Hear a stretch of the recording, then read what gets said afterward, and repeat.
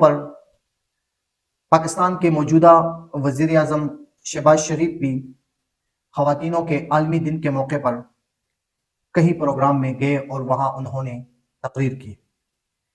اور خواتین کو سراہا، سب سے بڑھ کر اس عورت کو سراہا جس نے پچھلے دنوں ایک بہت بڑا کارنامہ سر انجام دیا تھا۔ بہت اچھی بات ہے، ایسے لوگوں کو سراہا جائے جو کہ ملک کو اور لوگوں کو انتشار سے بچائیں۔ لیکن یہاں پہ ایک سوالیہ نشان یہ بنتا ہے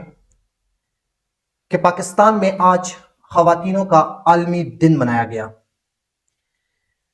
کیا جو آج پاکستان میں عالمی دن منایا گیا،